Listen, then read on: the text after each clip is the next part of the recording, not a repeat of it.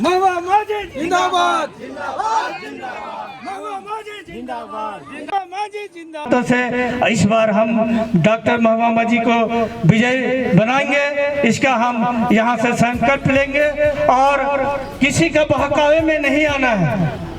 यहाँ पर बहुत अंदर बाहर का खेल चलता है, हम देख रहे हैं कि बहुत कोई अंदर बाहर का खेल चल रहा है, लेकिन आप सबों से हम आग्रह करते हैं, निवेदन करते हैं कि आप एक बार हमारे डॉक्टर महबूबा मांझी को विजयी बनाकर देखिए, आपका विकास की यहाँ पर घड़ी लग जाएगी। हम करमटोली मांझी जिंदाबाद, जिंदाबाद, जिंदाबाद।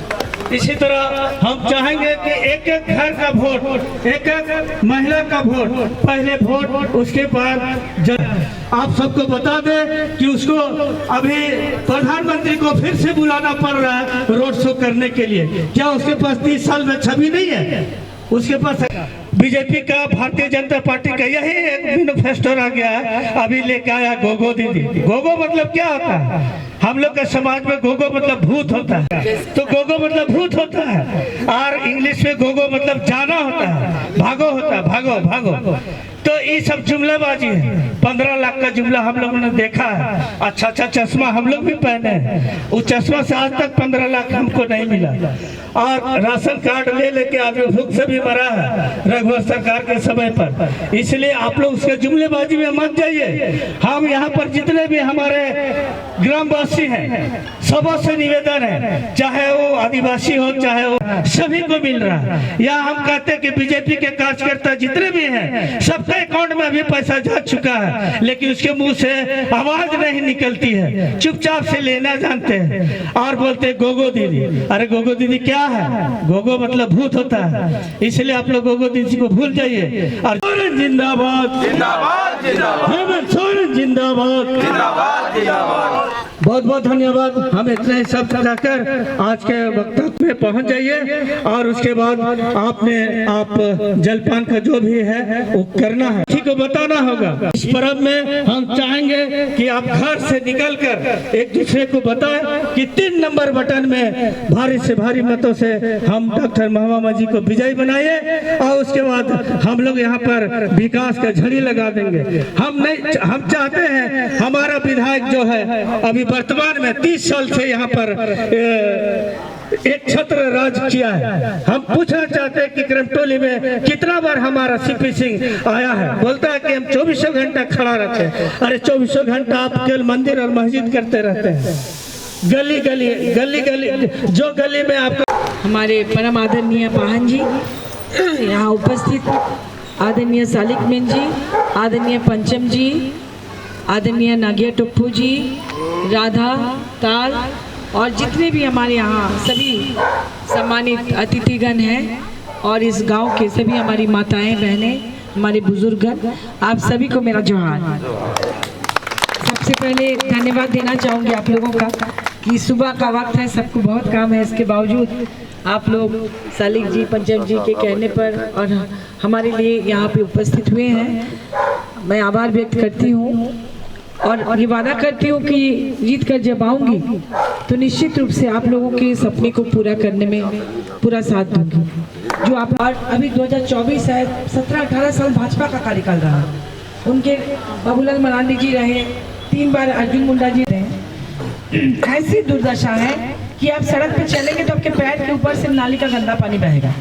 उनको दिखता भी नहीं है, वहाँ 24 घंटे बोलते हैं कि हम सबके पास जाते हैं, तो जाते हैं तो दिखना चाहिए ना कि उनका काम। और नगर विकास मंत्री भी थे उस समय, तो सब कुछ कर सकते थे, पता नहीं क्या किए इतने साल में इतने लोग मिलकर। तो हमें लगता है कि विकास चाहिए, सिर्फ धर्म के नाम पर लोगों को लड़ा कर धमका कर। अब देखिए पूरा लड़ाने के लिए पूरी टीम आई हुई है उनकी।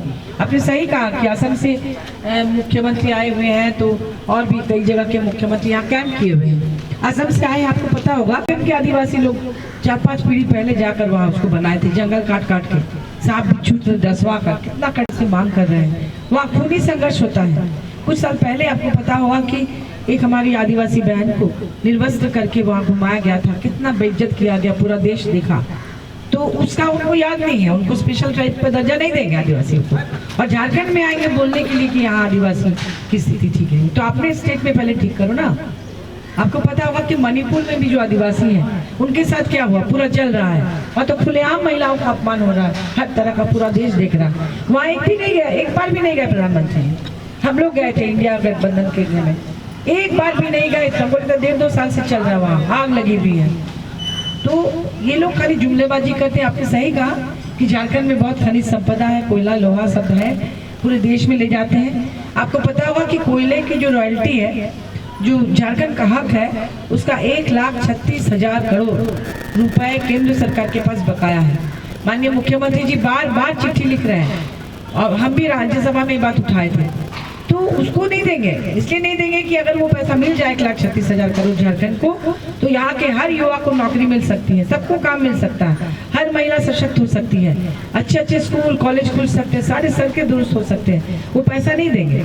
और जब भाजपा का कार्यकाल था 2019 में, जब हमारी सरकार जीती, तो ट्रेजरी जो खजाना है ना माइनस में था, माने खत्म तो हो ही गया था। इतना कर्जा था कि जिस विभाग में मुख्यमंत्री जी कहते थे कि हम क्या काम करें, जिस विभाग में हाथ देते हैं वहीं माइनस में, मतलब ठेकेदार लोग का सब कर्जा, हजारों करोड़ का पैसा बकाया, पूरा लूट के ले गए लोग, नहीं तो कहाँ जाएगा पैसा। तो इस तरह से यहाँ पर वो लोग कर रहे हैं झारखंड के साथ। बात बात में प्रधानमंत्री जी को बुलाना, अरे रातू रोड जैसा एक छोटा सा इलाका, वहाँ पर प्रधानमंत्री का रोड शो करा रहे हैं। वो डर गए हैं कि इस बार हार रहे हैं, क्योंकि जनता अब समझ चुकी है कि काम करने वाले विधायक भी नहीं है, और ये लोग आने से कोई फायदा नहीं है। कुछ पर्टिकुलर इलाकों में जाते हैं, वहाँ भी डेवलपमेंट नहीं करते हैं, वो भी पता नहीं क्या करते हैं। बहुत ज़्यादा होता तो दिखता ना भाई। माननीय मुख्यमंत्री हेमंत सोरेन जी ने देखा, आपको पता होगा कि भाजपा के कार्यकाल में यहाँ आदिवासी लड़की की, या जो यहाँ के मूलवासी हैं, उन बच्चियों, नाबालिग बच्चियों की इतनी तस्करी होती थी। यहाँ पर प्लेसमेंट एजेंसी बहुत सारे खुल चुके थे, और दिल्ली में, हरियाणा में, कहाँ उनको काम देने के नाम पर दलाल लोग 30-40 का झुंड बना के ले जाते थे। अब उस समय का अखबार उठा के देखो, एक भी व्यक्ति की मौत नहीं हुई, क्योंकि दीदी किचन, मुख्यमंत्री किचन वगैरह खोल के सबको मदद की गई। उसके बाद आप अपना काम धंधा शुरू कर सके, तरह तरह की योजना है उसका लाभ ले सके। युवाओं के लिए भी एक मुख्यमंत्री रोजगार सृजन योजना है, जिसमें 25 लाख तक का लोन आप ले सकते हैं। उसमें 40% का माफी दे देगी सरकार, सब्सिडी दे देगी। अगर आप ठीक से बिजनेस कर रहे हैं तो आप बस खरीद सकते हैं, ट्रैक्टर खरीद सकते हैं, दुकान चला सकते हैं, कुछ भी अपने रोजगार के लिए। तो ऐसे करके और भी बहुत योजनाएं हैं, और इसे पूरा करना चाहते हैं। और उनका एक ही सपना है, वो कहते हैं मुख्यमंत्री जी कि जब हमारा झारखंड इतना अमीर है, प्राकृतिक रूप से इतनी खनिज संपदा है, तो नीचे से दूसरे नंबर पे क्यों रहेगा, इसको हम लोग 1 नंबर बनाएंगे पूरे देश में। और आप लोग के सहयोग से ये संभव है। अगर 5 साल में इतना काम हुआ, इतनी योजनाएं आई। देखिए बिजली का बिल क्यों उन्होंने माफ कर दिया, क्यों उन्होंने 200 यूनिट बिजली देने का प्रण लिया, जो कि 1400 रुपये प्रति माह होता है। कि मान लीजिए एक बड़ा घर है और किसी का अंधेरा नहीं रखेंगे, और ये मुफ्त बिजली का जो किया उन्होंने सरकार की तरफ से, इसलिए दिया गया कि बकाया किसका रहेगा, जिसके पास पैसा। 5 महीने बाद बोलते हैं सब जांच होने के बाद कि नहीं इसने चोरी तो नहीं किया था, तो उस 5 महीने आपके गए। तो इस तरह से लोग षड्यंत्र रचते हैं। तो अभी आप लोग उस षड्यंत्र में नहीं आए, चाहे प्रधानमंत्री आए चाहे कोई आए, आपको अपना देखना है कि कौन आपका भला कर रहा है, की जरूरत नहीं है। वैसा ही एजुकेशन आपको मिल सकता है जैसे प्राइवेट स्कूल देती है। अस्पताल, मेरा मन है कि जैसे मोहल्ला क्लिनिक टाइप का कुछ हम लोग खोल दें, कि हर मोहल्ले में एक ऐसा सरकारी अस्पताल टाइप का छोटा ही रहे। विधायक चाहे तो उसको डंडा चला सकता है, अगर कोई ठीक से काम नहीं करे तो। हम लोग को बहुत काम करना है, आपको हर तरह की सुविधा देनी है, आप लोगों से सलाह लेकर करनी है। आप बताएंगे कि आपके लिए क्या अच्छा है, हम नहीं बताएंगे, क्योंकि आपको हमसे बेहतर पता है। तो एक बार हम लोग को मौका दीजिए, 30 साल उनको मौका मिला है, हम भी चाहते हैं कि कुछ दिन काम करके देखें, क्योंकि राज्यसभा में जाने के बाद जो 2 साल में है कि मैं कर सकती हूँ, वो सरकारी जो प्लेटफॉर्म अगर मिल जाए तो सिर्फ इच्छा शक्ति होनी चाहिए और लोगों की बेहतरी के लिए सोच होनी चाहिए।